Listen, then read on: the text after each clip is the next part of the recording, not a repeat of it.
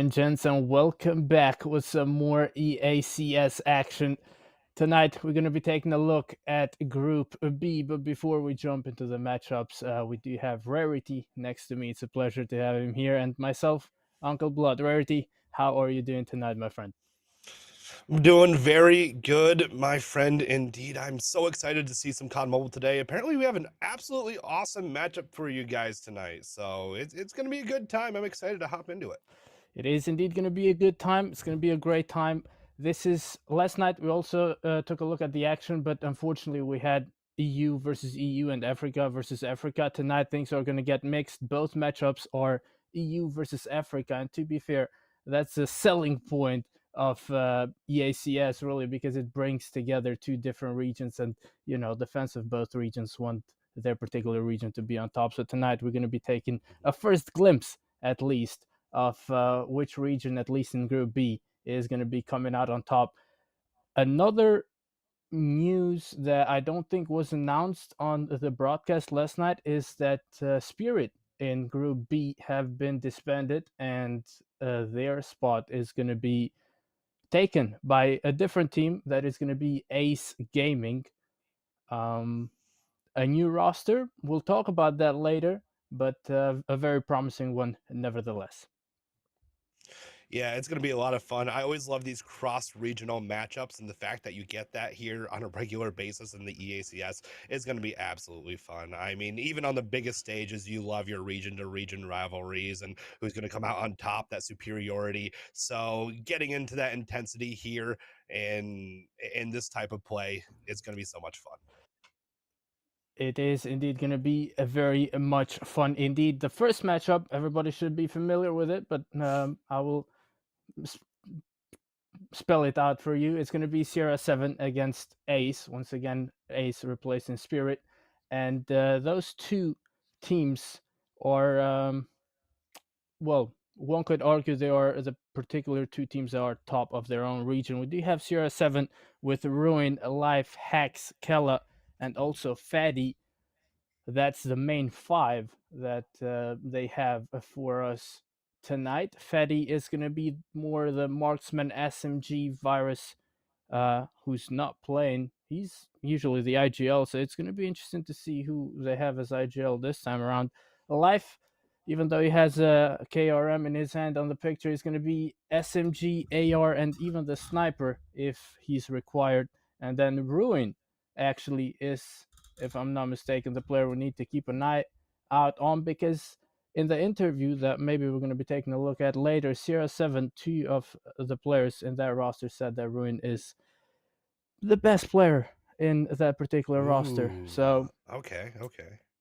that's their words. I'm not really familiar with the African teams, so I'm only repeating what they're saying. If they lied to me, I'm lying to you. But yeah, that's that's the first roster. We also have Ace in the building.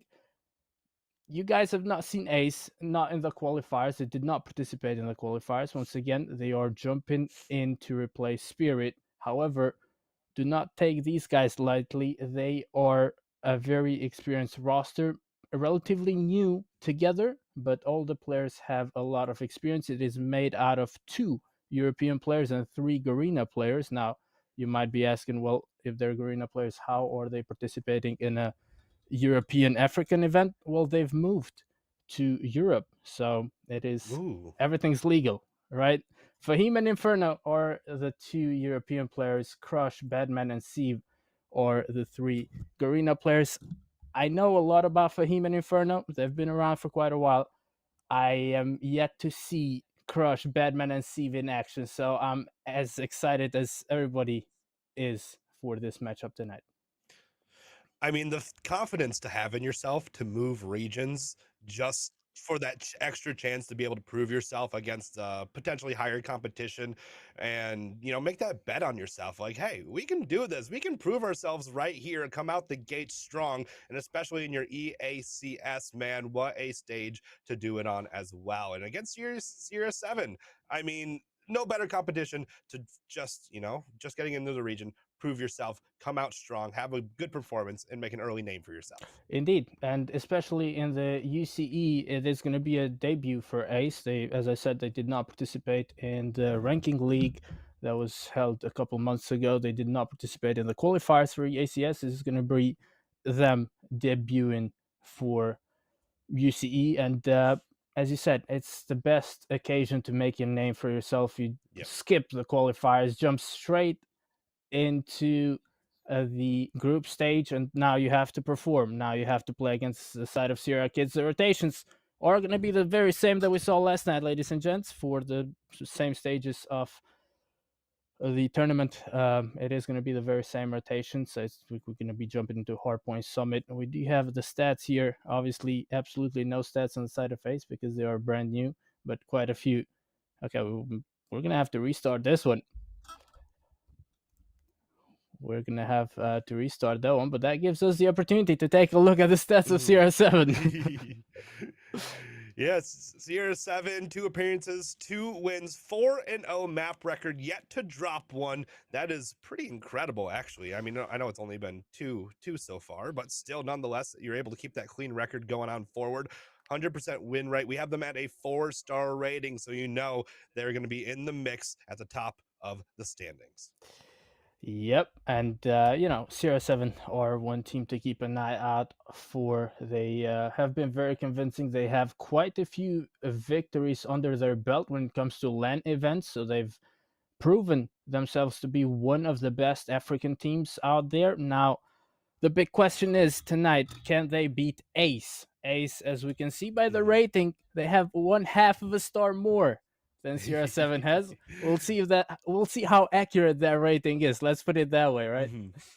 Yeah, exactly. If I'm Sierra 7, if I'm looking at if I even know these ratings exist, if I know these ratings, it might, light a little bit of a fire under my butt, knowing, hey, our opponents, they haven't even played in the qualifiers and they're a 1/2 star higher than us type thing. So, it's Sierra 7, they know they're the best in their region, or at least one of the best in their regions. And, seeing something like that might irk them a little bit, give them a little bit more to play for here. Indeed. It's going to be interesting to see because, once again, it's also for me the first time seeing Ace in action working with this particular roster. Well, not really the first time, but the first time in EACS, let's say. And yeah, it's going to be interesting to see if they actually live up to the expectations because there's been a lot of talk. There was a lot of talk when EACS started. People were complaining that Ace were not competing. Now they are, and we'll see if they can live up to the expectations. Yeah, and it all starts right here off the rip. A couple kills going back and forth. You can see Bellingham does end up picking up a couple kills. Benji and Badman off the rip as well. So Ace putting up some nice numbers right off the rip here. They're able to get some early P1 time, which is always a good sign. P1s can be pretty difficult to find significant time on, but so far, 12 seconds, not too bad. But just like that, man, Sierra 7, they're going to break right back in. Yeah, Sierra 7. I mean, P1s are usually a bloodbath in every single map, and the Summit especially is no exception to that. We do have Benji rocking the HS. It's not very often that we see shotgun plays, but if there's a map where you can use your shotgun, is indeed Summit. We do have Kala rocking the Switchblade. Interesting gun choice. No USS9. I'm interested to know the thought process behind that particular gun choice. USS9, as we see live pulling it out, is actually the current meta in the game. Bellingham, aka Fahim, though, with a brand new gun. VMP, he's going to be able to get the trade, and that P1 worked wonderfully for Ace. Sierra 7 struggling. Yeah, Ace, 41 off that P1 is pretty incredible. And then they have that P2 lockdown as well. So here comes the attempted break, but it's going to be Nihao picking up a nice little, I think, the 3-piece right there in the mix as Ace continue to hold, keeping this push at bay. But here comes the re-attack out of Sierra 7. They are going to push on that hill. They find their entries so far, but they're being traded out just as efficiently. Hax picks up 2. Benjay gonna pick up 2 in response, and Ace are going to hold on to this hill. But like you mentioned, every one of these hills is an absolute bloodbath. So, you know, Sierra 7, they're going to keep at it. They're going to keep putting on the pressure. They find themselves control for a bit. Now starting to chain together some kills themselves, and Ace trying to battle right back in, but still, I mean, it's been hotly contested, but only 10 seconds left on the hill. We're going to be looking at that rotation. Yeah, the rotation towards P-through is crucial. We do have one player from Sierra Kids looking to play for response. He's going to be taken care of, and just like that, Ace has everything under control for P3 as well. This is going to be difficult to break through. 2 operators coming out as well. Oh, that's beautiful from Fahim. Finds a triple, makes it a 4-piece, keeps on going. Spawn trapping them. Hunter kill out, another double. Oh my goodness. He's still going with that Tempest out, finds one as well. He finds another with the Tempest going crazy on the cross. Just keep feeding him. He is unstoppable on the map. Absolutely incredible. Pull out the streak, mow him down, do what you can. They can't touch you. You are invincible until then. But before then, unbelievable. Yeah, that is textbook performance, vintage Fahim in action. Beautiful stuff indeed. And just like that, Ace only managed to lose 1 second in this particular hard point. Look at that, through the smoke for Steven. Oh my goodness. The rotation towards next is working out wonderfully for them. Kala spawns out. This is not where you want to spawn. That is very unfortunate. Ruin also has spawned out, and Ruin, who we said is usually the MVP of the team, only on 6 kills. He's going to be shut down as well. Equalizer coming out from Niao. We'll see what he can do with that bad boy. Steve holding the spawns. The hard point yet to be controlled, and now finally the side of phase do manage to get enough players inside of it. Benji, he's going to be traded that time around. Tax pulls out the Sparrow, clears out the point momentarily, and these are important seconds for the side of Sierra Kids. If they want to make a comeback happen, this is the perfect time to start it. Yeah, you have to start it here. You're down by over 100, so, you know, might as well try to get control of it before it snowballs away from you. So far, Sierra 7 doing a pretty good job inside that hill, but here comes Bellingham trying to get that break, but he does get taken down. So far, kills in favor of Sierra 7. They continue to hold. Kala picking up a 2. Ruin as well. So good job there to Sierra 7. They find themselves a good hold, but you're still down by quite a bit. You're going to have to turn this into another 2 or 3 hills to try and get back in this one. Yeah, I mean, they did great. They had 11 seconds coming into this particular hard point. They now have 51. So that's indeed a very well controlled hard point coming from them, even though they did not have spawns right off the bat. Nevertheless, though, we saw how convincing, we saw how dominant the side of phase are in P1. And as of now, the first 10 seconds are going to go their way. See, the War Machine gets a double, streaking up as well. Nihao keeps on going, causing mayhem around the P1 with the HS. Ruin is starting to hit his shots. He's clearing out the point. He's going to get shut down there. Yeah, Ace with full control, not only of the map, but I mean, looking for an early hold on the series with a convincing win here, 170 and counting just about. We are contested on over towards that P1, but here it comes Bellingham. He's been on a roll this entire time, but he does get shut down there at the last second. Nades coming in, but Ace still coming out on top. Kala trying to do what they can. Benjay able to shut that one down as Ace continue to rack up time on that P1. They've been so good on that first rotation P1, and now the second rotation P1, and now we're going back over to P2, where I believe, I mean, they did really well as well. So yeah. 0-7, it's going to be an uphill battle here going forward. Yeah, I mean, I guess they knew it from the very beginning that it's not going to be easy. And to be fair, they were preparing to face Spirit. I'm not quite sure how much of their preparation would have changed if they knew they were to play Ace. Nevertheless, this is the opponent they have to face, and look at that from Niao, jumping inside of the point, unable to get the shot, and gets traded from behind. 0-7 looking to hold on to this one, but it's all in vain. Benji with the death machine able to get a couple. He's gonna get shut down. Now the equalizer coming out from Nihao is gonna try and clear out the point, and clear out the point does. Hacks pulling out the Sparrow. Bellingham, aka Fahim, pulling out his... Okay, quite a few operators being wasted in that P2. Huge investment as well from the side of FaZe, but it's the side of Sierra Kids getting the seconds in their favor. Yeah, if you're Sierra 7, that's not really the worst situation because you draw out, like you said, a lot of those supers out of the other team, and now you put a little bit of more points on the board, 80 to 201. You're still down by a lot, but still give yourself a fighting chance with a couple strong hills here. It's going to be on that rotation right now, but Ace is going to be all set up, so you're going to have to break here if you are Sierra 7 coming on through. They do pick up those first two entries. Bellingham going to be caught in spawn, though Steve picking up a 2 with that launcher, going to keep going as well, shuts them down before it even starts. But from the side is going to be Kala picking up one, trying to draw in some forts. They continue to try and battle for this, but every second, Steve picking up another 3. Ace are 20 seconds just about from victory. Yeah, Ace can wrap things up at this particular hardpoint. I think they are eager to do so. Kala trying their very best to break, but that is absolutely impossible. Life, the last player looking to push that. He's gonna fall. So is Hacks. They are falling apart as Ace 3-4 stacking the point right now, looking to put an end to the misery of Sierra 7. And I think Sierra 7 even are going to be very thankful to that. 250 to 80, a very convincing win. And what a way to make your presence known and make your name known as well in EACS. Absolutely, man. Living up to that 4.5-star rating. I mean, to say the very least, or whatever that means to you. 100-point clubbing Sierra 7. That is a statement. And I mean, like we talked about in the pregame before, man, it's all about making your statement. And especially like you mentioned, those players just moving to the region as well. You're going to want to have a strong start, and that's exactly what they do. The strongest start you could almost possibly have, 100 clubbing Sierra 7.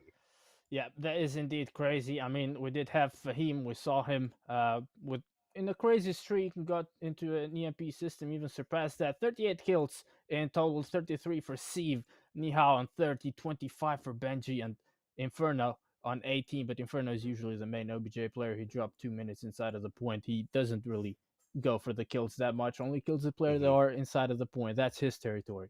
Sierra 7 on the other side. They were struggling a little bit. 24 on board for the man, the myth, the legend, Ruin. Also for Life. Kel on 23, 20 for Hacks, and 14 for Faddy.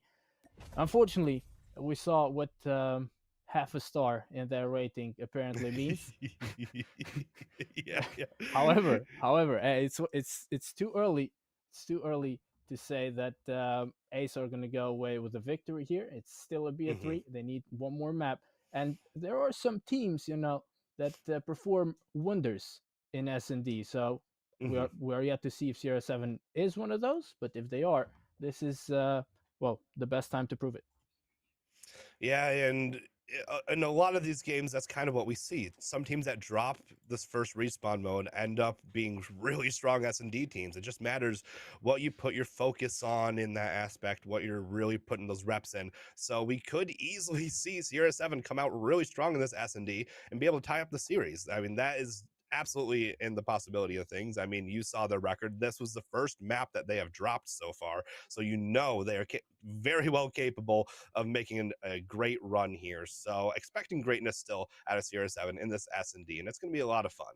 It is going to be fun indeed. And now that I think about it, this is going to be the first time seeing Ace play S&D. I'm not quite sure how well acquainted they are with S&D. It's going to be S&D on Coastal. As I mentioned before, they do have 3 Garena players. In Garena, they know a lot about S&D strats. Let me put it that way.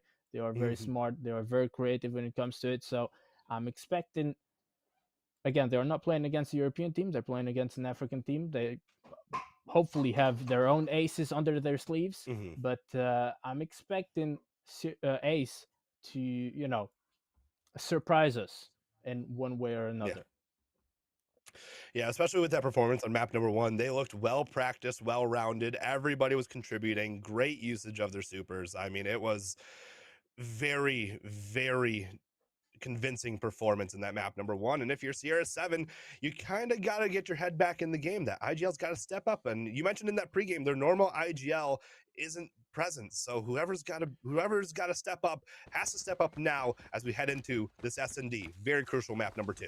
Indeed, the Sierra 7, they are with their backs against the wall. Again, it's only day 1 of their group, so they still have plenty of time to make amends for a poor performance, but if you can get at least a map win against Ace, which are one of the favorites to win the entire thing, oh, Ooh.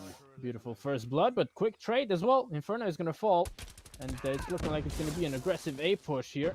Fahim able to find one. Life gets a trade. 2v3, what can they do? Nade being cooked. Bomb getting planted over at A, and yeah, that's going to be Kala falling, leaving Life in the 1v3. Yeah, he's going to do what he can here, going underground, trying to get a spot, gets some unfortunate timing, just looks the wrong direction, and that's going to be Ace picking up round number 1 in a pretty nice fashion. I mean, all things considered, it was pretty close until they got that bomb planted, and then it was kind of the writing was on the wall from there on, and they just took over that round. So, you know, nice round number 1 out of Ace, but Sierra 7 still doing some things right, looking to bounce back here. Yep, now it's going to be crucial not... Okay, they do find first blood this time around. That was what I wanted to mention. Crucial not to die first, and now Life. He's kind of outnumbered inside of B. He's going to fall to Fahim with the Odin from that kind of range. Nicely done. And B is fully clear. They're going to get a free plant. Benji already going for that. Fahim just testing with the wall banks, and nobody is pushing through mid. However, the pushes are eventually going to come through. The side of CR7 playing this one slowly. Trophy system denying the nade, but not the smoke. Fatty able to find an opening. Ruin follows through, and look at this push from Kel. Should be sticking. It does. Now it's only one. And that's Niao with a shotgun. Well, if you... That was... I thought he was going to do it for yeah, a second yeah, me there. too, me too. I was, yeah, I was not quite sure the side of CR7 were able to clutch that 4v1, but thankfully for them, they are able to equalize the scoreboard. So if he finds that Colette with the shotgun right there, he might have actually been able to do that because the last player was on that defuse. So, you know, what ifs though, you know, that's what we play with. It's what ifs. But in the end, we're tied 1-1. Fatty going for those early picks, not quite able to find anything yet though, but you do see some trades coming out on top. That sniper out of Ruin, absolutely deadly, picking up one, going for that next quick scope, but does get taken down in response. It's going to be a 2v2 with that bomb down as well. Yeah, the side of CR7, they are very far away. They need to make their way towards B. I'm not quite sure what Kala is doing. He appears to be AFK, not moving at all. Nevertheless, we do have Hex, who's starting to make his way. Kala now moving. Hex cooking that nade. Is it going to connect this time around? Not really. No damage there. No connection. Kala has picked up the sniper. They do have less than 15 seconds to work with. They need to make a move and do that quickly. Hex finds one. Now Fahim, the only player left alive. What can he do? One player needs to go for the defuse. However, Kala peeks the wrong angle. Fahim going to play time. He's going to fall, but that doesn't matter because the bomb is going to explode. Round number 3 goes over to the side of Face. Yeah, I mean, you mentioned it, man. Just unfortunate. It's a 50-50 when you slide into that area, and if you check the correct corner, and he just happened to check the wrong corner and able to get shot from behind there. And then, like you said, at the end as well, it's just a matter of playing that last few seconds to secure that sights, and they were able to do it. But right off the rip here, that is going to be 2 bloods for Ace. Yeah, as they kick off the round very strong, or excuse me, 3 bloods for Ace. Yep. As they find themselves, you know, with a nice little advantage here. One does get traded out by Fatty, but Fatty actually ends up picking up 2, so this is actually getting pretty interesting here. 2v3, bomb is down as well. Let's see what they can do here. It's gonna be another one in response. 2v2 now. This is getting dangerous. Yeah, CR7, nicely done.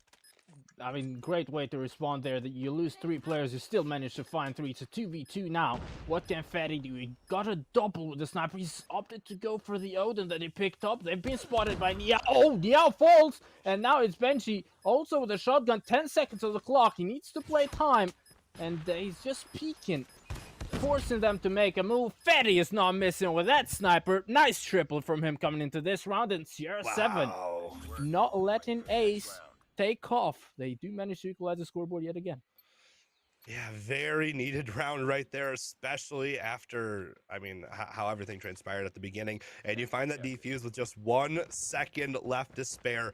And the way you play that is perfect, though. You get the cover fire, you get the defuse, and win the round. So great stuff. Here comes Fatty once again for the jump shots. finds it off that first blood. Meanwhile, the rush is coming in towards B. It's an aggressive B push. A trade does end up coming in. It's going to be a 4-on-3 here in favor of Sierra 7, but that bomb is just about to go down as well. So it's going to have to be a 4-on-3 retake here for the side of Sierra 7. Well, it's been the very same strategy for Ace. They've been always hard pushing B. They've been doing the same thing.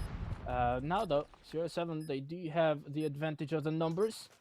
Look at this from Benji. Oh, only a hit marker. That is very unfortunate. That's going to leave Nihao, the only player left alive, but manages to stay alive. Not for long. Fatty puts an end to that one. And Sierra 7, ladies and gents, into the lead for the very first time in this BO3. Beautiful stuff out of Sierra 7, man. I mean, they sensed that pressure. They found their trades and used their numbers to their advantage when they were retaking the site. So everything you could really ask for in S&D, and Sierra 7 bouncing back in a big way so far, at least, in this map number 2 in your best of 3 after a kind of brutal map number 1. So, but off the rip, you can see a bit of a spread on defense here out of Sierra 7. Another B hit out of Ace, and they do find the entry kills. So they are going to look to plant here once again and force the retake out of Ace, or excuse me, Sierra 7.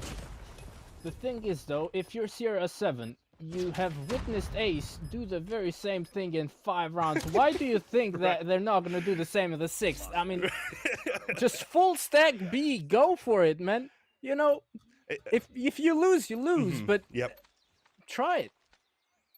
Yeah, I mean, it's one thing to, so like normally I would call it a blind counter if you send all your players over towards this, but is it even a blind counter if it's been the same thing every single time? Is it really blind at that point? Maybe one eye is blind, the other not fully. Right. First blood though, going over to the side of Sierra 7 as we have flipped sides. Now Sierra 7 are the aggressors and they're looking to go for a B push. Fahim has spotted them, he's been spotted. Shots being connected is Benji on the head glitch with the USS. He's able to find one. Fatty though gets a trade, Kala is gonna fall, it's a 2v2 now. What can Ruin do? He's picked up the Odin.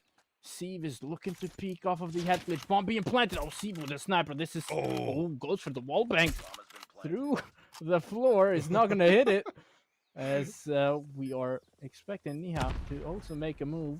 Can the sandwich work here? They're pushing from 2 different angles. Well, Sieve with a sniper going to try and use it as a shotgun. Nihao has a shotgun in his own hand. Oh, he spotted the barrel. Goes for the wall bank. Does not hit. But Nihao with the shotgun does connect his. Oh, they're dancing. Oh, that's a piece of beauty. Ruin is ruining the chances of Ace in this S&D game. What a beautiful 1v2.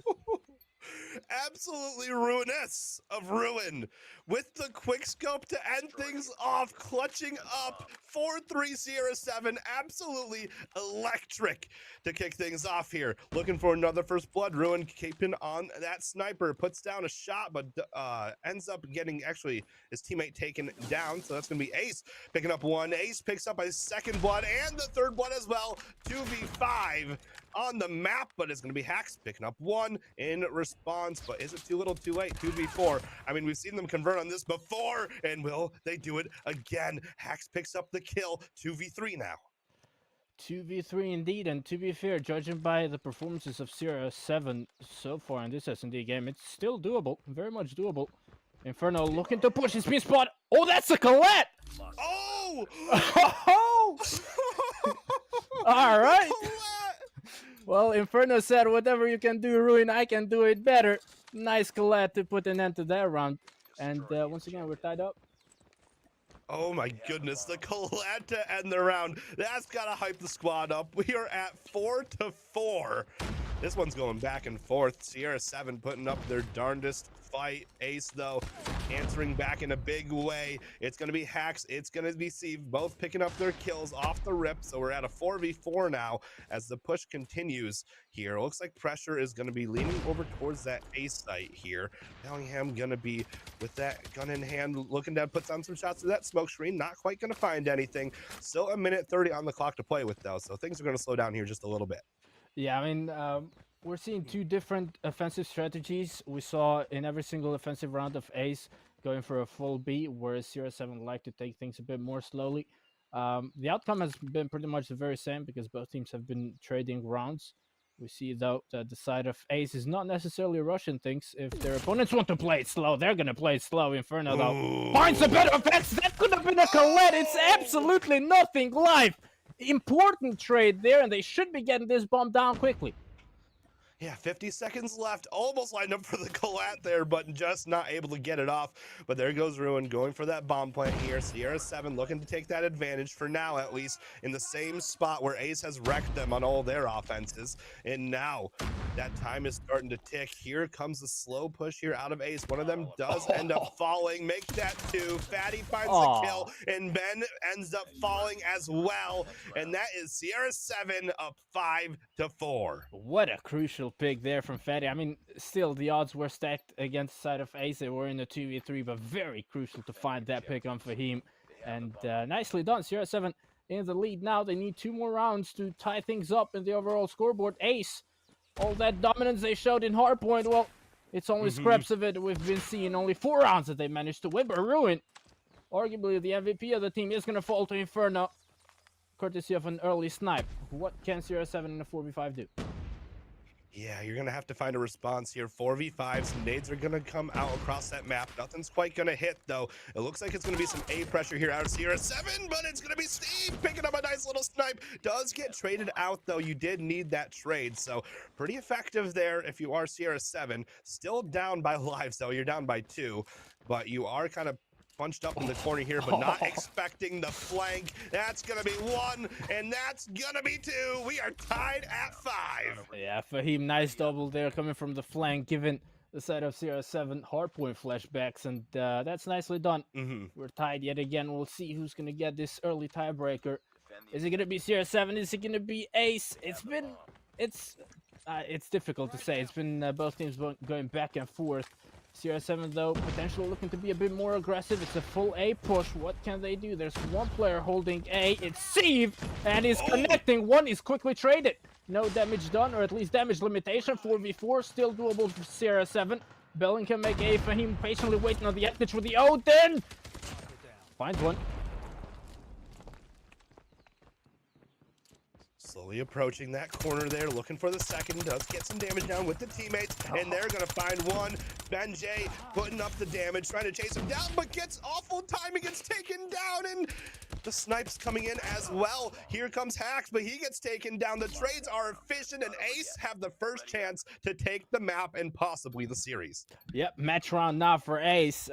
What do you do? Do you go full stack A? Do you think Sierra 7 is going to try the very same thing they did last round? Probably not, and that's indeed the right way to go about it. Sierra 7 thinking about going for B. Hex appears to be AFK. Hopefully no connection issues, because now they need all the help that they can get. And, well, Hex is going to reconnect. Now he's moving. It's back to a 5v5. That is important. And the side of Ace are expecting that B push, and they're setting up for a B push. Yeah, that nade is going to connect there a little bit for some early damage.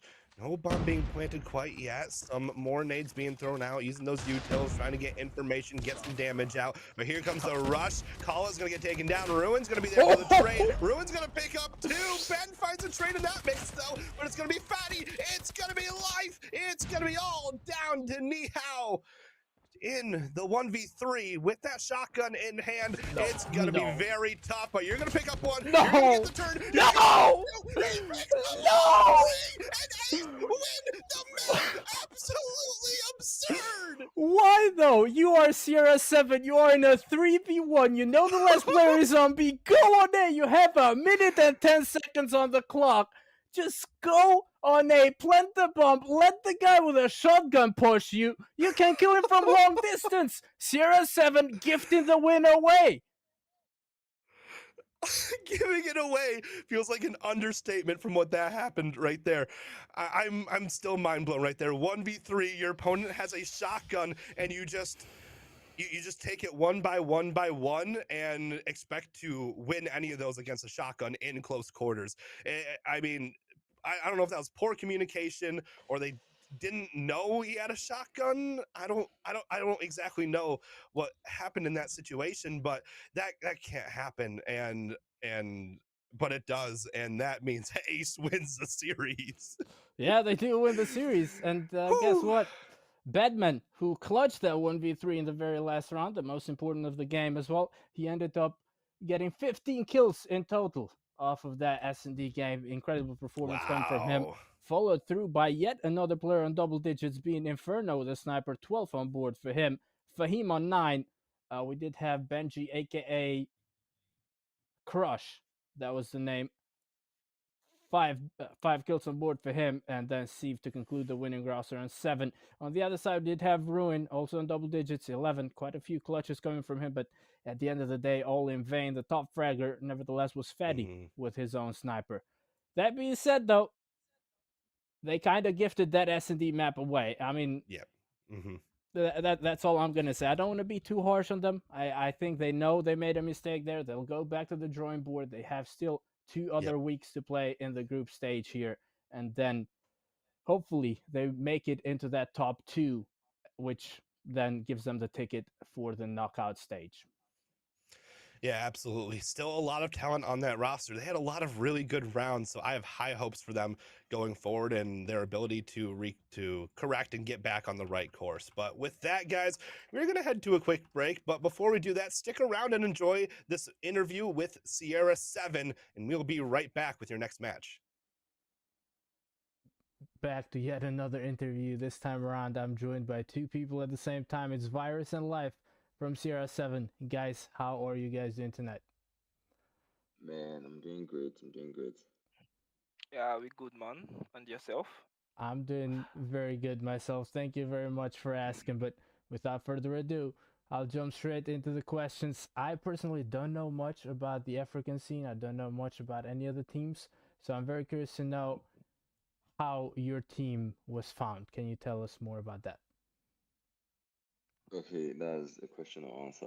So, I'm like the co-owner of Sierra 7. So, the way Sierra 7 was found was just like a bunch of friends just came together to just like create an esports team just for the initial vibes of the game. Then we saw we were like up to standards. Then we took it serious. How long have you been running as a team? Um, I think I created Sierra 7 in September 27th, 2022. So that's close to 3 years now. Sierra 7 is almost 3 years. That's a fairly long time. What inspired the name of the team? Does it have a special meaning, or is it just something that sounds cool and you said, okay, we'll rock with it? Yeah, to be honest, that day I was just pondering over names and the word Sierra just came to me and I was like, okay, Sierra. And at that time we're 7.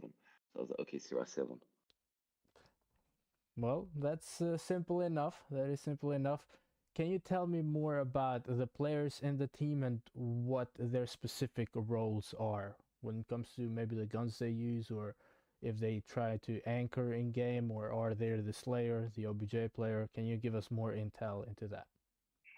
Yeah, fuck to you. Alright, okay, so based on roles in the team, first I'll mention Virus. As is here, Virus is like the in-game leader and the in-game leader of Sierra 7 and also our number one SMG. Then myself, more of a free role player. I use both the SMG, the ARO, and I also snipe for Sierra 7. Then there's Ryun. Ryun is also an AR sniper. He's one of the best players in the team. Then we have Hacks, another goat. He uses ARO. Then we use Fadi also is there. Marksman SMG. We have Vamp also SMG. And one of us retired recently, and that's Santi. He was SMG ARO. How the team play? I don't think we have what they call an anchor because in the recent hardpoint method in regions, there's not really anyone that you call an anchor or an OBJ player or something. We just work it out together and all that. I can't really go into details because that would be revealing strats and all that. But Yeah, yeah, that's it. you don't want to do that. You don't want to do that just yet. Yeah. You can maybe talk about the strats after you win the event. But that is good to know. That is good to know. That's a lot of intel. I think the viewers are going to be very happy to, get to know your team a little bit better. And me myself, I'll be casting most likely one or two of your games as well. So it's good to know who is playing in that particular roster. Do you guys have any coaches or analysts in the team? And if so, who are they? We would like to, you know them as well. And how does that help having a coach or an in-game analyst? In recent time, we've not had coach in recent time. The only time Sierra 7 had coach was during last year's Carry Force. That was when we borrowed a coach. But we've not really had an official coach that has really coached us. Most of the things that we currently work on in Sierra 7, we just like come with collective minds, like everybody, me as the captain, I just like sit everybody down, ask, and we just like ponder and vote. Okay, yes, how can we correct this? How can we correct that? Oh, let's play this way, let's play that way. So that's practically what we do in Sierra 7. We currently don't have any coach or analyst. Well, I mean, the entire team is the coach pretty much. You work it well together. So that's one way to go about things. Can you tell us Yeah. more about the accomplishments of your team so far? Okay, so that's question I'll answer. The accomplishments, when Sierra 7 initially formed, yeah, we played our first LAN event that December. We came victorious. We also came victorious in the two gamer events we participated in. We also came victorious in last year's Cage LAN, and we're also victorious in the Nigerian qualifier, the Carry Force Nigerian qualifiers. But when we got to Kenya, some shortcomings happened. We took fourth. Oh yeah, we could have done better, but then minor tournaments like I just mentioned major tournaments that we participated in, like mini LAN events, but we've also been victorious, like we podium wins and first, second, third in a lot of minor tournaments. But the major tournaments, we've like won majority of it in the community. Well, you have achieved quite a bit in the 2 years and a little bit that your team has been running for, or 3 years actually. What are your expectations or goals coming into EACS? All right, so our expectation, most teams will say, we are here to win this, we're here to do that. Like that's literally everyone's mentality. But what I'll say is we're like here to prove to people that we can actually keep up with everyone and we have the potential to be the best in our regions and all that. So we're just here to play and see how far we get, and I'm sure possibly win it without bouncing and all that. But yeah, that's it. I'll be very straightforward, and any one of you can answer this one. Do you think you are the best African team, and do you think you can beat the best European team? Because as we both know, teams from both regions are participating in EACS. Life. Um, that question might be a difficult one, but yeah, I'll say we are one of the best in the region. I won't say the best. Let me be honest with myself, but I'm sure we are among the best in the region. Then, if we can beat the number one EU team, and also being unbiased, that would depend on the servers and all that. But yeah, if it was, let's say, a LAN event, I'm confident that we can do our best and all and win against the best EU teams and all. But on an online event, it all depends on your servers. That's just the honest truth. Yeah, that is indeed an issue. I can guarantee you are one of the best teams in Africa, because if you weren't, you wouldn't have made it this far. But I also agree with your point. It has to be a LAN event in order to figure out who really is the better team, because the servers and the connection always plays a role in online tournaments. I'll ask another straightforward question. Who do you guys think, since I have two of you here, you can give me two different answers as well. Who do you guys think is the best player in your specific roster?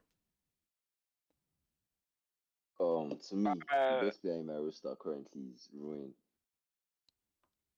yeah, also Rion. I think it's Rion. Yeah, he's literally the West African goat. Jesus Christ. So yeah. Well, I think he's going to be very flattered seeing two of his teammates calling him the best player in the roster.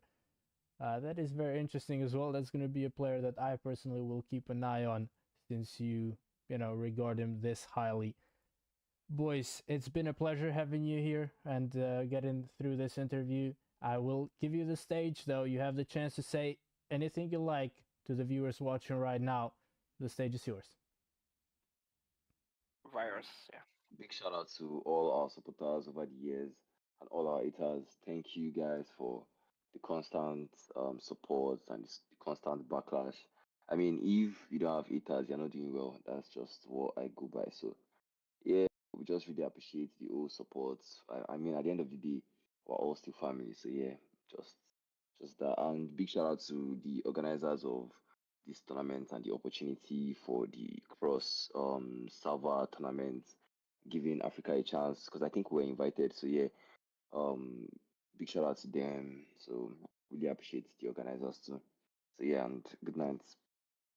Anything you want to add to that, Life? Nah, nothing much. Just big shout out to the organizers and everyone, our fans, and our ops and all that. Nothing much to say. All right. Well, thank you again. That, ladies and gents, was Virus and Life from Sierra 7. I wish you have a pleasant rest of your evening. Enjoy the rest of the action in EACS.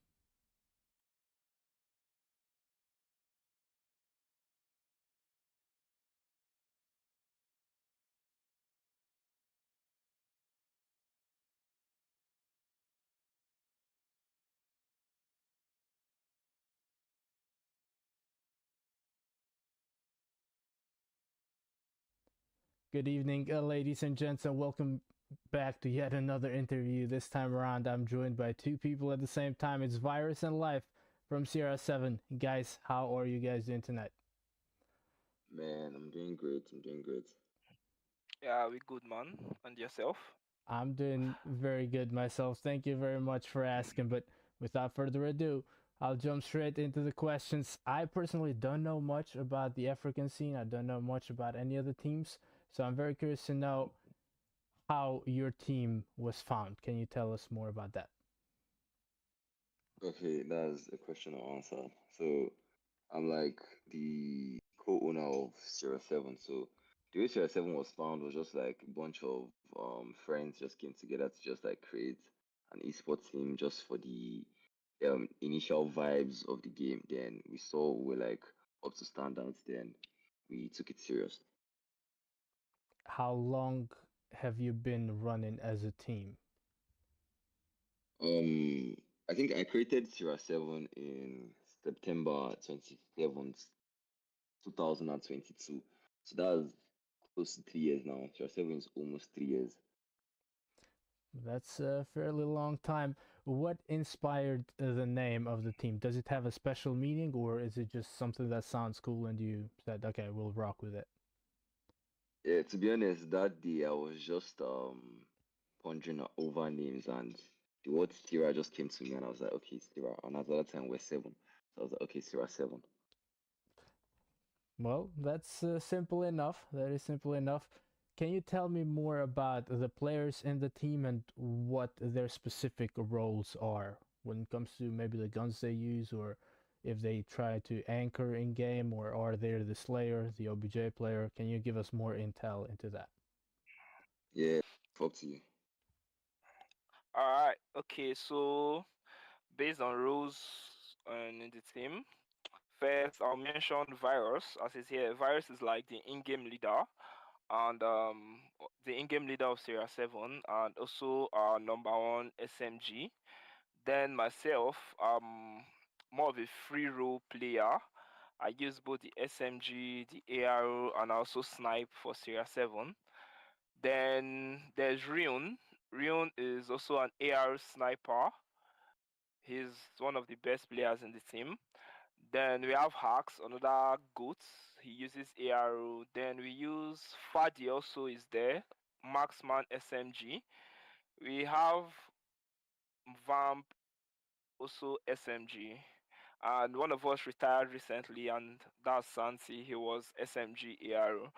How the team play? I don't think we have what they call an anchor because in the recent hard points method in regions, there's no really anyone that you call an anchor or an OBJ player or something.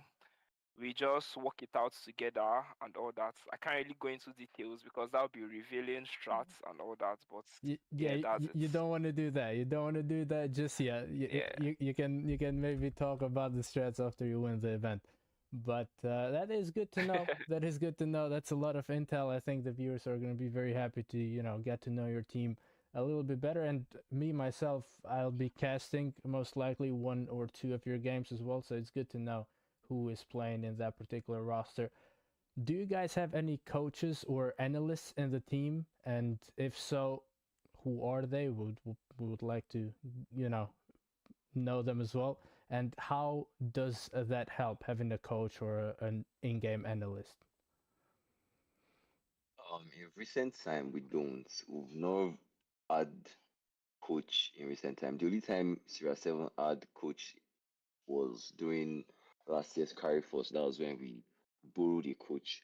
But we've not really had an official coach that has really coached us. Most of the things that we currently work on in Sierra 7, we just like come with collective minds, like everybody, me as the captain, I just like sit everybody down, ask, and we just like ponder and vote.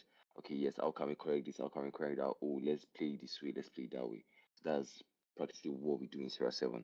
We currently don't have any coach or analyst. Well, I mean, the entire team is the coach pretty much. You work it well together. So that's one way to go about things. Can you tell us Yeah. more about the accomplishments of your team so far? Okay, so that's a question I'll answer. The accomplishments, when Sierra 7 initially formed here, we played our first LAN event that December. We came victorious. We also came victorious in the two gamer events we participated in. We also came victorious in last year's Cage LAN, and we're also victorious in the Nigerian qualifier, the Carry Force Nigerian qualifiers. But when we got to Kenya, some shortcomings happened. We took fourth. Oh yeah, we could have done better, but then minor tournaments like I just mentioned major tournaments that we participated in, like mini LAN events, but we've also been victorious, like we podium wins and first, second, third in a lot of minor tournaments. But the major tournaments, we've like won majority of it in the community. Well, you have achieved quite a bit in the 2 years and a little bit that your team has been running for, or 3 years actually. What are your expectations or goals coming into EACS? All right. So our expectation, most teams will say, we are here to win this, we're here to do that. Like that's literally everyone's mentality. But what I'll say is we're like here to prove to people that we can actually keep up with everyone and we have the potential to be the best in our regions and all that. So we're just here to play and see how far we get, and I'm sure possibly win it without bouncing and all that. But yeah, that's it. I'll be very straightforward, and any one of you can answer this one. Do you think you are the best African team, and do you think you can beat the best European team? Because as we both know, teams from both regions are participating in EACS. Life. Um, that question might be a difficult one, but yeah, I'll say we are one of the best in the region. I won't say the best. Let me be honest with myself, but I'm sure we are among the best in the region. Then, if we can beat the number one EU team and also being unbiased, that would depend on the servers and all that. But yeah, if it was, let's say, a LAN event, I'm confident that we can do our best and all and win against the best EU teams and all. But on an online event, it all depends on your servers. That's just the honest truth. Yeah, that is indeed an issue. I can guarantee you you are one of the best teams in Africa, because if you weren't, you wouldn't have made it this far. But I also agree with your point. It has to be a LAN event in order to figure out who really is the better team, because the servers and, the connection always plays a role in online tournaments. I'll ask another straightforward question. Who do you guys think, since I have two of you here, you can give me two different answers as well. Who do you guys think is the best player in your specific roster? To me, the Uh, best player in my roster currently is Ruin. yeah, also Rion. I think it's Rion. Yeah, he's literally the West African goat. Jesus Christ. So yeah. Well, I think he's going to be very flattered seeing two of his teammates calling him the best player in the roster. That is very interesting as well. That's going to be a player that I personally will keep an eye on, since you regard him this highly. Boys, it's been a pleasure having you here and getting through this interview. I will give you the stage, though. You have the chance to say anything you like to the viewers watching right now. The stage is yours. Um, Virus. Yeah. Big shout out to all our supporters over the years and all our haters. Thank you guys for the constant support and the constant backlash. I mean, if you don't have haters, you're not doing well. That's just what I go by. So yeah, we just really appreciate the whole support. I mean, at the end of the day, we're all still family. So yeah, just just that. And big shout out to the organizers of this tournament and the opportunity for the cross. Well, ladies and gents, welcome back. It was a rather long break, but here we are, and we're going to be starting things as soon as possible. It's the next matchup that we're going to be taking a look at. It's going to be Eclipse against the side of Kantic, another battle of the regions, another EU versus Africa. Who's going to win it? I don't know. Well, the first time around, the first BO3 that we took a look at, it was a victory for Ace, and for Europe, we'll see if we're going to be tied after day number two, or rather day number one of Group B.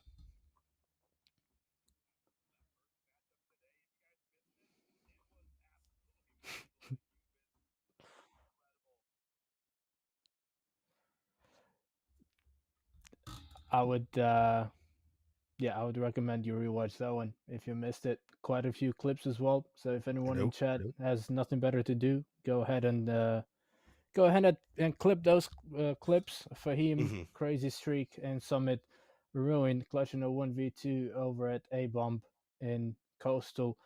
And let's not talk about that last round. We talked quite we talked quite a bit about that one, but what an insane 1v3 that was with the shotgun. Yeah.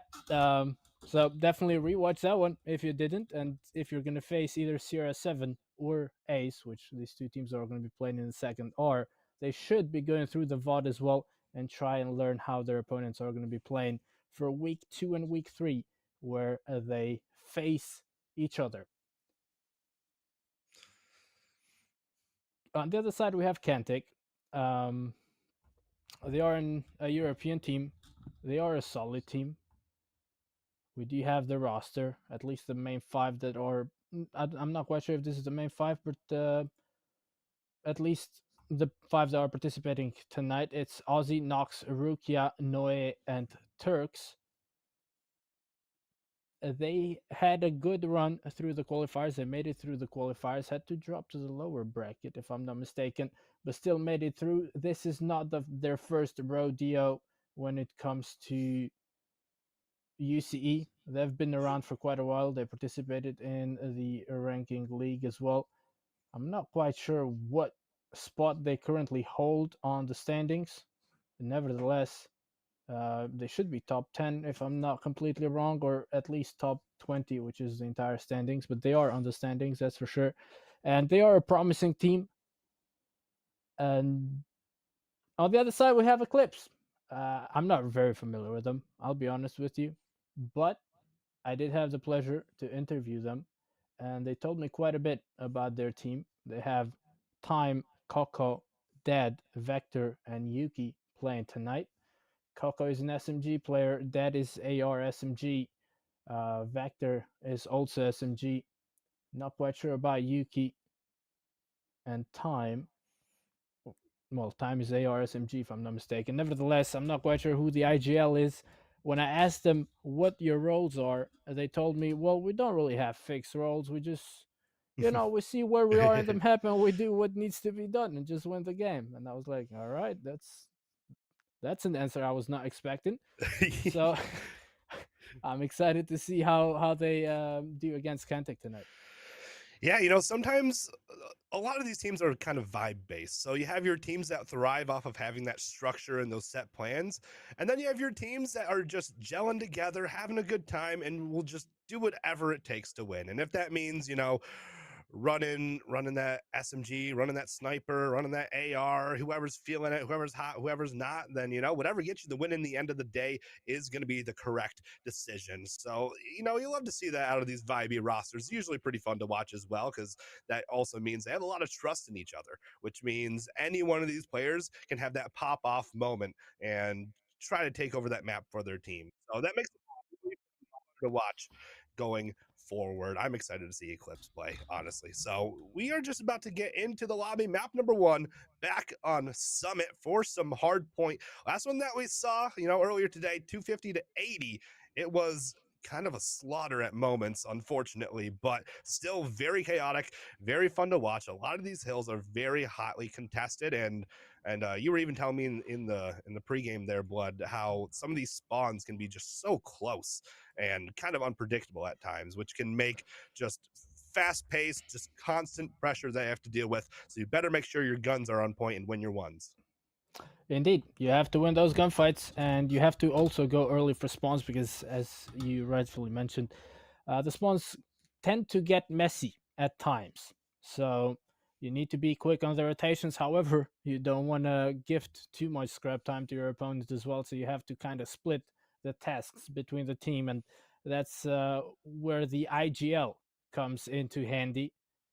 And apparently we're going to have to remake the lobby just as we did in the first BO3, but that's completely fine because that gives us time to talk at least about the accomplishments of Qantic a little bit. They've participated, as I mentioned before, in UCE for quite a while. They participated in Euros 2024, Swiss 2024, the Rankings League, and now in the EACS as well.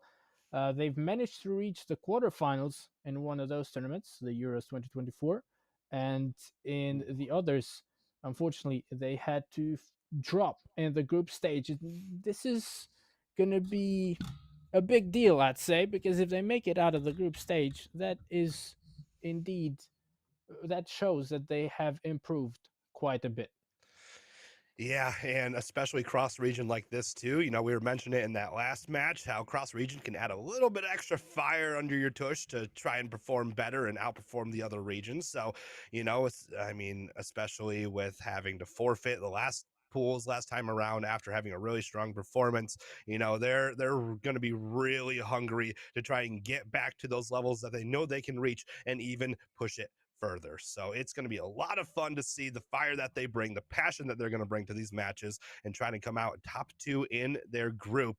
And what a way to start it off in a cross-region battle here, and trying to come up not only for themselves but for their region. Yep. I love, I mentioned it before, I love these region battles. It just adds so much more flavor to every single match that you watch. And we're heading right into it. Kantic versus Eclipse. Well, P1 is usually heavily contested. We do have Coco, who's well, we're gonna have to restart this one because Coco left. I'm still waiting on confirmation to that one, but apparently Exclusive are having issues. The other 4 players still playing. One thing is for sure, Kantic, if they have to restart this one, they won't be very, very happy. Coco even left the entire lobby. I'm not quite sure what's happening on this one, but obviously things won't go well for Eclipse if they have to play this in a 4v5. Yeah, we're actively trying to get confirmation for you guys, so we will give you an update as soon as possible. But for now, they are still playing it, duking it out right here. As Qantic is going to be on that site right now. 10 seconds left on it. They have a nice little lead, taking advantage of their numbers for sure as we move on over towards that P2. And we got word that the game is going to continue as is. So what you see is what you're going to get. Eclipse has a tall task ahead of them at a disadvantage. So let's see if they can make some magic happen. Well, they still managed to get 10 seconds out of the P1 in the 4v5. Can't say the same about CR7 against Ace. That being said, though, the P2 rotation now being controlled by the side of Eclipse. Turks jumping inside of the point, clearing it out, quickly traded by Vector. And now the R9 of time is going to come in handy in those close range fights, but he cannot save you from a... Oh, yes, he can if Ozzy jumps down like that. Nicely done from Time. Finding the double, knocks it in Noe, though. Quickly to trade them. We do have the Sparrow coming out from Time. Looking to keep that point clear. You need to jump inside of it. And Yuki clearing out the point, doing a dirty job. Look, he's starting to become a little Fahim of his own in this Summit map. He really is. That was a nice little 4-piece right there on that site, and keeping Eclipse tight in this one. We are going to be just about tied up heading on to this rotation in a 5v4. That goes to show you the absolute skill on this Eclipse roster that they're still able to keep up even through that P1 and P2 rotations, but it's going to be Kantic all over this next hill. Here comes Ozzy on that site. He's going to pick up one. That's going to be 3 dead for the side of Eclipse, so that's going to be full control here for Qantic as they try to, once again, man, take advantage of those numbers on a hill like this one that can be a bit money. You can hold it down for a pretty good amount of time, and Rukia with the positioning finds the 3 with the pistol, picks up the 4, shuts them all down by himself. Rukia continuing, going forward. He's going to pick up 2 more. Oh my goodness, just have mercy. Yeah, someone needs to tell Rukia to slow things down. It's alright. They have the man advantage. They can win this one. It's okay. They don't need to pull out all the aces out of their sleeves. Maybe save a couple for S&D. That being said, though, Kantic having a good game. I mean, it is to be expected when you have a player advantage, especially in Hardpoint. Now, the rotation towards P3 is coming through. Eclipse this time around decided to go for an early rotation. The Pred is surely going to get at least 1 kill. That's on deep spawn, and that is pretty much very clear what Kantic are trying to do. Looking to push deep spawn, looking to flip the spawns, and looking to break through that Hardpoint. Vector, though, with a claw, has something against that. Finds one, but quickly traded. Turks pulls out the Vortex gun. Yuki with the Death Machine is keeping the point clear from distance. He's going to be jumping inside of the point. And look at that. That's beautiful control from Eclipse. Wow. Yeah, beautiful stuff out of Eclipse, and they're continuing to find their kills as well. They have control of the site. They're still within 20. They are making something happen here. I mean, on the surface, when you see 5v4, so the reason why it's still a 5v4 and they're playing it through is because after the first 30 seconds, if all players are still in the lobby, then they're going to play it out, and that's exactly what happened. The players stayed in the lobby. They said, we have confidence. We can keep doing this. We can keep on going, and that's exactly what's happening. And Eclipse had a very nice hold on that last hill, keeping themselves right neck and neck despite being at a numbers disadvantage. But it's going to be Time picking up 2 towards mid, trying to make that 3, but does get shut down. But, man, I mean, they're keeping it close. They are indeed keeping it close. I was definitely not expecting this one from Eclipse. They still try to push the point. Obviously, with that man disadvantage, it's going to be very difficult to get map control and get control over the point. Now, with the Rukia pulling out the Death Machine, that's going to be extra difficult as he managed to find yet another double. Getting the spawn trap over at green. Looking to keep that spawn trap going. Turns around, and that's going to be kind of perfect timing, keeping themselves alive as well as that Death Machine does come to an end. Yuki able to find the pick on Noe, looking to get that break in P1, but P1 is one of those hard points that you need a 6th player even to break through if you don't have control of it. That's going to make life extra difficult for Eclipse. This P1 is looking like it's going to be flawless. As soon as I say that, that's going to be Vector clearing out the point. One more kill over at computers. No, but Time gets the trade. Time gets the double. Dead. Joining the killings. That's a 4-piece for Eclipse, who do manage to get the scrap time off of P1. Yeah, I mean, good news is you get the 4-piece. Bad news is it's only scrap, but also that P2 rotation is going to be right there for you as well. So with that win, you're able to get that quick transition on over towards that P2, but they lose all their gunfights here. But here comes Time with that bow, looking to pick up one, and he does, but does end up, unfortunately blowing themselves up with that drone, and that's going to cost them some defensive numbers here. But Time and Dad both picking up their kills, headed on into this hill. Dad does get taken down, but not before finding one. Turks is going to be up top, trying to rain hell from above. Enters in the sight, but Vector able to take him out. Time blows himself up. They're just doing it to themselves at this point, really, as Qantic continue to find kills as well as. But man, Eclipse, they're still just hanging in there, man. They're being pesky.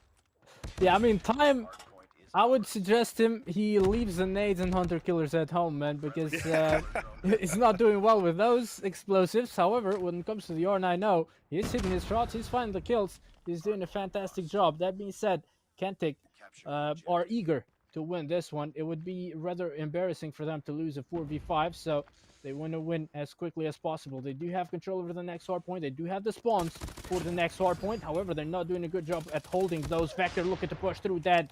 Able to find the pick on Turks. However, Vector got shut down by Ozzy. Noe able to get the trade. Purifier coming out from Ozzy. The first Purifier pulled out did absolutely nothing. What can the second do? Vector looking to push through green. Looking to push for deep spawns. They do have spawns now. Now look at this. They're going to get sandwiched. Yuki, Vector, all of them pushing, but that Vortex gun from Turks is coming in handy, keeping the pushes away. However, not quite denying them the control. Yeah, they do find that break, but it's going to be OZ picking up another 2. And Eclipse so far do have control, and Dad with some nice usage there, able to pick up a pair of kills. Now, will they be able to find the scrap? They are going to be challenged for it. Turks is going to pick up 2. Going to be challenged. Turks is going to pick up a 3rd, looking for even more, but instead the trades are going to go about, and Qantic are going to be able to hit that 200-point mark, heading on towards this next hill. Eclipse have a long battle ahead of them, but the way they've been fighting has been remarkable at times, but that number disadvantage just too much to overcome, as Qantic, man, they're racking up the points. They have full hill control right now, looking to get map control as well with that death machine on through mid. Gonna pick up 1 and gonna pick up more as well, but here comes Dad looking to get some control of his own, trying to find those entries as Yuki gets in there but gets traded out efficiently, and that is gonna be Qantic just holding on in a very great fashion. Yeah, they're doing a great job, and Arukia with that death machine coming out did a fantastic job to hold down quite a few opposing pushes. Now it's raining kills for the side of Kantic. Ozzy with a double. Arukia finds one with a hunter killer. Noe has the war machine now, just slowing things down. Yet to find a kill, but that doesn't really matter. As long as you make it rain, you know, grenades off the sky, that's enough.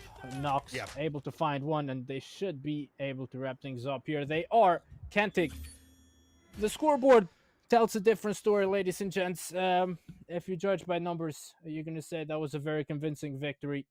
Trust me, it was not. At times, they were struggling against a 4v5, against a 4-man Eclipse roster. Now, that makes you wonder, how would that scoreboard would it look like if it was a 5v5? And you know, we might just figure that out in the next match. Kantic doing a great job. 39 out of Rukia. We saw him have some incredible streaks in that map. Number 1, 32 for OZ, 25 for Knock. And I mean, the list goes on. They have performed all the way around. And then on the other end, man, only so much you can do, but still putting up pretty decent numbers, all things considering. 31, 31, and 8 with a minute 33 in the hill. Pretty darn good for time, doing just that, soaking up the time for their squad, but just not enough. And I mean, you mentioned it though, has to think how this map turns around if they do have that extra player. But that's going to be a question for the next map. Map number 2, they, in theory, they'll have that 5th player and we'll get a much more even battle, because I mean, all things considered, they really didn't have a bad map number 1, I'd say. No, I mean, that's a very promising result for a 4v5. I'll agree with that. And if I'm not mistaken, in the interview I had the pleasure to have with two players of Eclipse, they said that Coco, the player that actually disconnected, is also the player to look out for the most, aka the MVP of their particular roster. So if they play like that without their MVP, Hmm. it just makes you wonder how do they perform in the 5v5. They were very confident. They believe they're going to win the or get top one in the group. They think they are one of the best African teams out there. They are here to prove themselves. And even though on the record it's going to be a loss, that map number one kind of proves a lot, in my opinion. No, I completely agree with you. That map number one, it said a lot about their guts. It says a lot about their teamwork and their skill as competitors to be able to hang in there. I mean, through the first until halfway through the second rotation, it was like a 20 to 30 point game Yep. the entire time. Absolutely incredible effort out of them, really. So I completely agree with you said there. It may show as a loss on the in the series as that map one dropped, but it's kind of a moral victory in a sense where you still did a really good job. You did what you could, really. So map number two definitely going to be interesting. Yep. To be fair, though, if I remember correctly, Kantic are not huge fans of Hardpoint. That's one thing where they struggle. So, I mean, that performance there kind of solidifies that point. They need to go back to the drawing board and figure out what they were doing wrong. They still managed to win, but in a 5v5, I highly doubt they would have won in such convincing manner. So, that being said, we're going to be jumping into S&D. That's more of a Mm-hmm. more of a comfortable environment for the side of Kantic. Eclipse, I'm not very familiar with them, but they look promising in Hardpoint. I'm guessing they're going to be solid in S&D as well. We're waiting on their fifth player to reconnect. Hopefully, he's going to be able to do that. Coco, we need you, Coco. Come back to us. Mm-hmm. And if it does, it's going to be a 5v5. If it doesn't, it's going to be yet another 4v5, which is very, very unfortunate. And none of us wishes that upon Eclipse. I highly doubt even Kantic wishes that. Yeah, you got to think as far as competitive integrity goes. Yeah, you win that map number one in a pretty convincing fashion, but does it really feel good in the end? These guys are competitors. They want to prove themselves just as much as anyone else. And I mean, obviously, you'll take the just about free map win, but at the end of the day, you're not really satisfied with that. So, we hope for all corners, for the audience, for these competitors that they're able to get back to 5-on-5. And we get an absolutely awesome map number two between these two great teams. And that's all you can really hope for in the end. Indeed, indeed. I mean, we did get a glimpse of EU against Africa in that very same rotation, S&D on Coastal. It was rather close at the end. Mm-hmm. Again, Sierra 7 being their own biggest opponent ended up gifting that win to the side of FaZe. We'll see how close it is going to be this time around. Again, I mentioned before, Kantic are rather comfortable when it comes to S&D. We'll see if Eclipse are as comfortable or as confident as they were in that hardpoint game coming into this S&D one. They, however, one thing that they mentioned in the interview that stuck with me is that they said they find it difficult to actually scrim European teams, and that makes Mm-hmm. it very difficult also to prepare yourself for such events, such multi-region events. And once again, I want to appeal to other European teams. Please give Africa a chance. They are a solid region. They do have great players. I mean, we saw tonight in the very first matchup against Ace, arguably one of the best teams in Europe. They struggled in S&D. We saw here in Hardpoint, Kantic, also top 10, I believe, in UCE rankings, struggling in a 4v5, should I say, against an African team. So these guys, they Mm-hmm. know a thing or two about Call of Duty Mobile. Give them a chance, and that's free practice for you guys as well over at Europe. Yeah, absolutely agreed. I mean, just through that first match, you can see the talent in that region. It's absolutely great, and looking forward to seeing how the rest of this plays out in these groups and how they continue to compete, continue to fight. As we do have our stats here for the match, Kantic 18 appearances, 8 wins, 19 and 22 map record, 44% win, 12th rank. And then on the other side, Eclipse, 4-star rating, 3 appearances, 2 wins, 4 and 2 map record with a 67% win rate. And so, expecting a lot out of this Eclipse squad. And from the word that we got, everyone is in the lobby. So fingers crossed it stays that way as we head into this map. Indeed, and there we get the confirmation of Kantic's rank. They are 12th, actually, in the UCE rankings. That only considers European teams, by the way. So Africa does not yet have a ranking, at least for UCE. That being said, hopefully, as you mentioned before, this is going to be a 5v5, because if it is, I have a feeling it is going to be a very close one, and I love close games. Oh man, especially S&D. There's nothing better. No, it doesn't matter what game you're watching, but a close S&D is one of the most fun experiences you can have, not only as for us, as casters, but as viewers, as players. It just brings so much to the table, and it's always a great time. And I'm really curious on the full potential of this Eclipse squad, because we got a glimpse of it in that map number 1 with just 4 players. So hopefully in this map number 2, where they have all of them, they'll be clicking on all levels. Or it could even have that opposite effect where you're kind of chalked, your mindset's not fully in it because you dropped that map number 1 when you should have been full strength for it.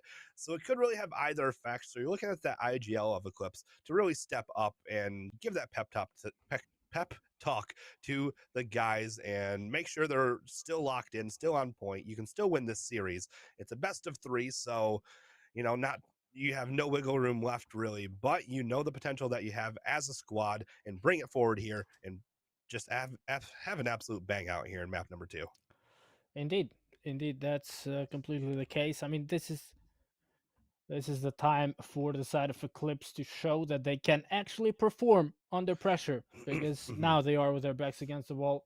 If they want to at least prolong their chances of winning the first BO3 in day number 1 of their own group, well, they need to win this S&D game, and even then, they need to win yet another control game. But it's too early to think about control. You need to focus on this S&D. You need to make the most out of it. You need to make life difficult for Kantic. You need to avenge yourself for a 4v5 in Summit. And I have a feeling that Eclipse are going to be able to do that. Yeah, I have high hopes for this Eclipse squad. And on this map, we saw last time Ace just kept rushing that B site just constantly throughout the first half of that map. Their first 4 or 5 offensive round was just B. And so I'm hoping to see a little bit of diversion of strategy here. But I mean, just as I say that, here we go, kicking off map number 2, and it looks like it's going to be some A pressure here out of the side of Eclipse. Yeah, they're pushing A short right now. The concussion is going to connect on Turks. What can Turks do? Absolutely nothing. Coco is back and is cooking. Turks falls. That's going to be a free A plant now. The rotation coming through. No way. Able to find one A log. Aussie able to find the double. And Aussie, let them breathe. That's a beautiful retake from Kantic. Kantic putting the pedal to the metal just when you think Eclipse is in the driver's seat. Kantic throws them out and hops in themselves. 1-0 Kantic off of a 3-piece. Absolutely beautiful. Exactly what you wanted if you're a fan of this Kantic squad. Indeed. I mean, what a way to announce that you are a rather S&D favorite team for Kantic. Beautiful retake right there, even though they had the man disadvantage. Now Rukia. Okay, it's going to be a full B push. Rukia got the intel. What can that do with a sniper? Oh, he gets the flick. Rukia finds the double. Quick trade from Time. 3v3. 3v3. Time is going to be sitting on that site. Dad is going to have that sniper. Is going to be watching that entry point. Now 3v2. That bomb going to be a factor, but Dad does end up falling. Time does get the plant, but here comes the push. You find the first one. You're trying to play a little bit of ring around the rosy here, but you do get taken down, and that's going to be the defuse. Oh, man. Kantic, excuse me, going to go up 2-0 in this S&D off that retake. And, I mean, props to Eclipse, though. They tried something different. They tried to get aggressive off that rip, but just that intel that one of those players was able to grab just end up ruining that round for him. Yep, nicely done from Marukia there from Kantic with the R90 in hand. Not only getting the intel, but also a double kill. That was huge. It's going to be yet another B push. They think this time around, maybe things are going to go in their favor. Oh, Ozzy. I thought that was a shotgun, but it's not. If it was a shotgun, he would have gotten quite a few kills. Manages to find a double. Dead gets a trade. Nox gets a trade on Dead. 2v3. Nate being cooked. What can Nox do with that bad boy? He connects it. They're getting wallbanged. Coco is in no man's land. He's gonna fall. And this is gonna leave time in a 1v3. Once again, time in a 1v3. Did not clutch it in the previous round. He gets to, replay the very same round pretty much. Can he do it this time though? Yeah, in the same area as well. Does get the spot on the cross, but not able to come out on top. It's going to be a quick 3-0 for Qantic to kick things off in this S&D. I mean, like you mentioned, what a way to prove that you are an S&D team. You steal a map number 1, but say, maybe that's not a fluke. Maybe you didn't steal it. Maybe you actually deserved it as you come out really strong in this map number 2 and look to prove exactly that. But it's going to be no on that cross. Looking for some kills, gets a shot down, gets some damage, but not able to find any kills. Now you're being pushed. You do find a trade, though, so that's the good news. And now we're all tied up at 3. 3v3. Noe could have gotten quite a few kills there. Ended up with just 1. Still, though, damage limitation 2v2. Rukia patiently waiting with the R90. This should be the double. It's absolutely not. He finds 1, spamming it. Yuki keeping the chances of exclusive in this round, or Eclipse, excuse me, still alive. 1v1, but the man, the myth, the legend with the MK2 in hand. 6 kills on board already, looking to go for the wall bangs. He's not gonna. Okay. What a nasty kill out of Ozzy. He hits the jump shot just flawless. I'm convinced this man goes into a bot match and then just practices that shot 500 times a day. I mean, that was beautiful. Yeah, that was a piece of beauty. That was a textbook performance, nicely done, and yet another round going over in favor of Kantic. What can Eclipse do? They are struggling, and they need to find answers rather quickly. Now, they change their strategy. They're looking to play for picks, playing very passively, but Kantic obviously have absolutely no incentive to make a push and expose themselves. They're just patiently waiting. Haruki with the R90 just laying outside of B as support from Aussie as well. And it's 3 players close to B2, close to A. All of them holding angles, and this is gonna be a very slow round indeed. Yeah, I really like the change of pace here out of Eclipse. You had to do something different, and here you are trying something different, playing it a bit slow. There's still even a minute left on that clock, but Dad's going to pick up that first blood, well-needed first blood out of Eclipse. Great pickup over through mid, and now that might let you guys have a little more space on the map, a little more room for progress, and it's gonna be that XM4 in hand of Vector, looking to find the kills, does get some spots, but it's gonna be Nook in the corner, looking to put down some damage, does get taken down in that corner, but Turks is gonna be there for a trade, but not before the damage is done. It's gonna be 2v4. Yeah, 2v4. They should get that bomb planted over at B. B is completely clear. The last 2 Kantic players deep in their own spawn. Turks with a PKM, he's going to have very low mobility. Okay, he switches to the spear for a bit of speed. What can he do? Absolutely nothing. Vector was patiently waiting inside of the bar. What can Noe do? Can he clutch the 1v4? Well, the odds are stacked up against him. He's going to peek this angle. Nobody really holding this particular angle. They're giving him the freedom to get inside of the site. He spotted Yuki. Time spotted him. That's an easy kill. And that's Eclipse finally showing signs of life. Kind of a big sigh of relief right there out of Eclipse. I mean, you're down 0-4. Nothing you're trying is working. It can just feel so awful and just get pent up. So, good round win out of you guys. Something you did worked, and now trying to build off of that success that you had and trying to convert it into a couple rounds in a row here. Some early nades going off the rip, though nothing quite coming of it. Vector's going to be watching that cross.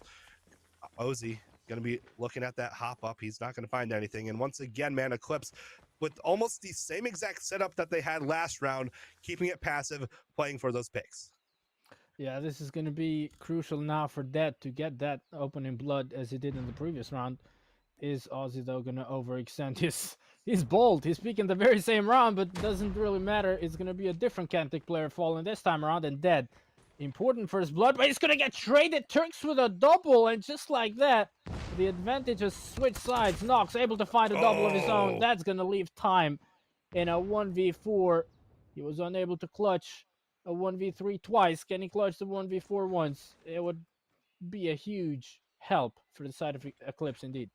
A huge help would be an understatement, but he does get spotted. OZ able to pick up the kill. 5-1 for Kantic. 2 rounds away from taking the series. Now Eclipse, man, you gotta, I mean, it's so tough. You're down 5-1. One thing that you did worked, and then you ran it back, and it stopped working. Kantic had the perfect adjustment for you. So it's just a matter of, you know, what else you have in your bag of tricks here. This time, Kantic is going to be taking a bit of a pinch on over towards that B site. Here comes the collapse. Coco's going to pick up one, but Time and Dad both picking up their kills in response. 2v4, and now that bomb is going to be stuck there. And we'll see what they're going to be able to make of it. Trying to reapproach this is Kantic. Only 2 players. That bomb is down as well. So you're going to have to not only find that bomb, but find some picks in the meantime as well. They have slowed it down. So a minute 21 on the clock to work with, you know, but you have to find that player through mid. That's going to be number 3 on that mid. It's going to be Yuki. Yeah, this is looking a bit more promising coming from the side of Eclipse. Maybe now that we've switched sides and Eclipse only have to defend, they're going to be able to get a couple more rounds going in their favor. Dead is holding the bomb, making sure that nobody pushes and picks it up. And that's going to give Aussie and Turks the freedom to move around. But Vector, very cautious, able to find one. Dead finds another. And that's a beautiful way to wrap things up in that particular round. Eclipse fighting back. But it's a long way to go if they want to make a comeback happen in this S&D game. Yeah, I did mess up a little bit there. It was Dad washing through mid. That was an important player to pick up. Every round, or both rounds that Eclipse has won, Dad has been able to find that pick through mid with that sniper. And it looks like Dad is still repositioning himself through mid to try and find those picks for their squad. He's been so effective. And if you can shut him down if you're Kantic, then you're going to have a pretty nice path to control the middle of that map for your squad. So be able to shut down Dad or stay away from him if possible. Either one of those as you look to go towards this B site. Eclipse on that basic split on the defense. You got 2-1-2 split just in case I head on over towards A, but it looks like the pressure might be coming closer to that B site. You have a little straggler through the back end there. That is going to be number 1 in No. Trying to decide where they want to put that pressure. Checking out some sites here. But still, very passive play from both sides. Yeah, I mean, Kantic deciding to go slow, take things slowly after losing round number 1 in the offensive side of things. They do have the player advantage now as Aussie found the opening blood. He switched from the marksman, from the MK2 to the Tundra, and he's holding A long. Nobody's going to be peeking that. They've learned the lesson. However, Yuki is patiently waiting to get pushed. He might get pushed in just a bit. He is going to get pushed. He's been spotted. It's a 2v1. He's able to find one. He's dancing around his victims. Finds a double. Can he make it a triple? Yes, he can. Oh, that's a piece of beauty. Turks, though, spoiling the surprise. It's a 1v2. Can Coco clutch it? Big talk about Coco. You don't show up in map number 1 with a chance to clutch it in map number 2. Finds the first one, all down to Rukia versus Coco. Rukia had a fantastic map number 1 as well. Battle of the stars here in this round. Tries to go for the wallbang, goes for the entry, but it's going to be Coco coming out on top. You clutch the 1v2 for your squad and make things much more interesting. 5-3. You're right back there if you are Eclipse. Yeah, Coco, that's the best way to go about it if you want to make amends for not showing up in Hardpoint. Nicely done, beautiful clutch, as now Eclipse closing down that gap. Now just 2 rounds separating the 2 teams. Coco is going to get pushed, finds one. That's still important. Rukia, though, got the trade. Rukia is going to get traded. It's an aggressive B push, and so far it's not worked out. Dad finds a trade on Turks. That's going to leave Kantic in a 2v3. Can they do it? Bomb is down over at B. And that's going to make life a lot easier for Eclipse. Dad, once again, just holding the angles where the bomb is, expecting the pushes to come. Yeah, even when Dad isn't picking up kills, just the presence on the map with that sniper, knowing how deadly he is with it, is enough to make Kantic kind of like reconsider some of the routes. If you see Dad peeking an angle, just getting that shoulder out, then you know that area is probably not safe to go into. So, Dad's still with a nice presence on the map, and Vector able to pick up a straggler on through mid. It's going to be 2v1. Now, Ozzy going to be rocking that nade here. 57 seconds left on the clock, so still some time to work with, but you are going to be pinned inside of B. Here comes the attack. You get knocked down, and that's going to be the round. Eclipse find 3 in a row. And oh, man. This is apparently both teams prefer the defensive side of things when it comes to this particular map. That is interesting to see. Well, one more round needed to at least equalize the scoreboard for the side of Eclipse. They do have the momentum going their way. It's looking like it's going to be not really aggressive. They thought about a B push. They are deciding to fall back, reposition. Rukia getting shot from behind. Manages to get behind cover, stay alive, and now they're pushing A from short. Yuki spamming with a hip fire, but that concussion is going to do the damage. We do have Vector, who was very low in health. He's going to have time to fall back and regen, but the damage has been done. Kantic have the player advantage. They have the bomb down, and Rukia is going to rub salt to the wounds, going to fall to time, but it's a 2v4. They need to clutch with less than 30 seconds on the clock. Yeah, and here's the opportunity to do just that. Vector is going to be coming up the stairs, gets the spot, misses the quick scope though, and gets taken down, and your teammate does as well. And Kantic are now 1 away from taking the series. Eclipse are putting their heart and soul into this though. If you hit that quick scope off that stairs, then that makes this round a lot more interesting, but not able to hit it through the bars right there. And unfortunately costs your team. I mean, it was a 2v4 to be fair, but still not able to clutch up. 6v4, Kantic still on the attack here, looking to go right back towards that A site. Vector with that sniper, does pick up a collateral, finds that, but 2 get traded out in response. We're at a 3v3.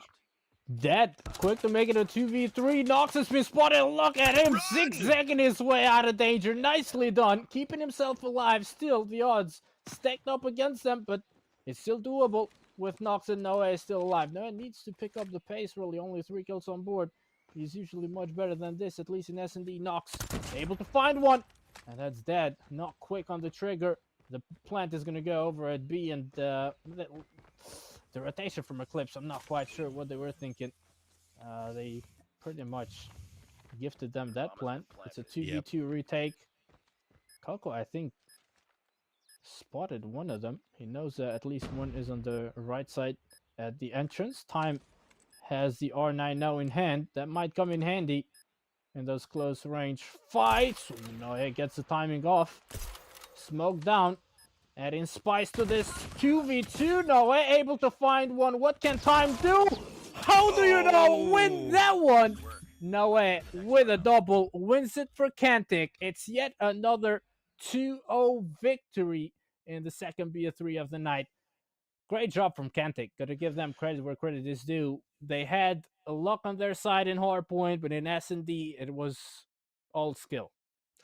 All skill. That's a great way to describe it, man. They proved that they can hang with the big boys. They proved that they probably deserve to win that map one anyways, the way they're firing. Their teamwork was fantastic. Their adjustments were great. As we take a look at your scoreboard here, unfortunately, we didn't grab Coco's stats there for you, but you can see Nox 11-6, Ozzy 10-7, Rukia 10-9. Everyone contributing across the board. No, just slacking just a little bit, but when your teammates are putting up the numbers and you still have that great communication, it doesn't entirely matter too much what your KD says. So good stuff there out of Kantic. And then on the opposite side there, you have, again, kind of even contributions across the board, but just that push, that fight out of them just a little too late to get the job done. Indeed. Yeah, they started that comeback once we switched sides, but the scoreboard was already 5-1 in favor of Kantic. And, with pressure building up, things only get even more difficult.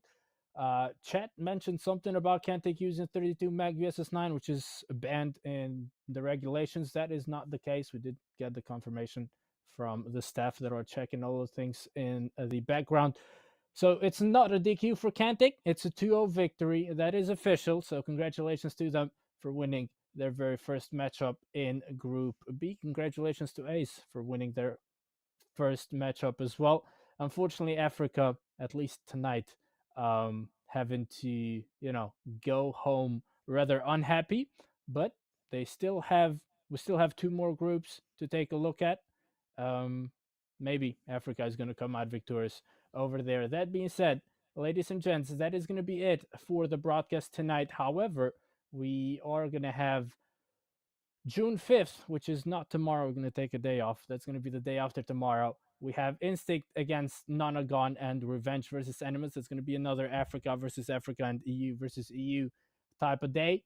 But nevertheless, very exciting action coming up on Thursday. That's it for me. Rarity, anything? Any last words you want to add to this one?